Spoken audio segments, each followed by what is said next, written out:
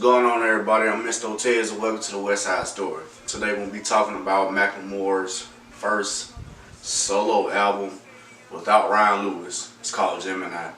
My first take on the album, pretty much it sounds like a Macklemore album, if that makes any sense. But if not, I'm gonna explain. If y'all hadn't heard of Macklemore or his first album, pretty much it has a lot of piano riffs, chords. It's very piano heavy, which I mean, sounds good to me. Not everybody likes it, but I like it, and apparently he likes it as well. The first single that I heard off of it was Willy Wonka with I want to say Offset from Amigos. It's a pretty good song. I like it. Sound like a typical Macklemore song. He also has a lot of I don't know if you guys are familiar with it. He's into a whole lot of like political and self, appreciation type music. And I mean, I feel it, but I mean, I can do without it. If I want to listen to something like that, I turn on Nas or something like that, But whatever. But overall, it's a solid album.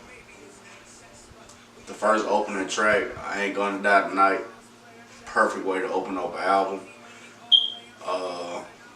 Like I said, he does have a lot of piano. He got a lot of that in there, which I mean, I guess that's the signature. And without Ryan Lewis, I wouldn't say he sounds worse, but it is slightly different. And I feel like, I mean, it works for him.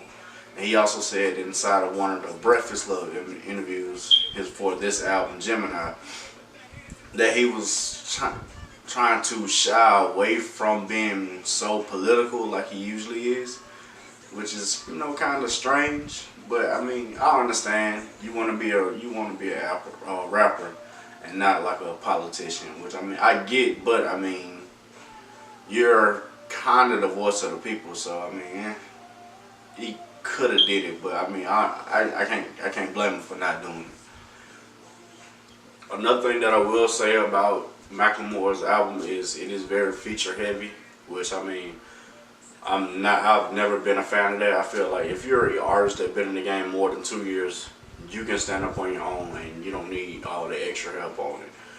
But on that same token, I will say that the features that he does have on the album, they are good and they do work with the album and it flows really well. The track order is really good, and also you can play the album on shuffle and it sounds decent as well. So I mean, that's always a plus, and I've just started getting into that after Kendrick's Damn album came out, and then the whole rumor, if you play it backwards, that's the intended way to play it. But anyway, we're not talking about Kendrick, we're talking about Macklemore. My favorite song on there is 10 Million. It is one with his, by himself, which I mean, like I said, I look for that always when I'm listening to an album, and yeah, that's one of my favorite songs on the whole album. He also has a pretty good feature list on there too. If you guys haven't listened to Gemini, I give it an 8 out of 10. Replay value, I've actually been listening to this album for about a week. And I mean, I'm not tired of it yet. And I mean, good replay value. I get a 9 out of 10 for replay value. Yeah, so that's my review on Macklemore's first solo album, Gemini. You can follow me on Instagram and Twitter at Mr_Otez, and on Snapchat at King_Otez. Alright then.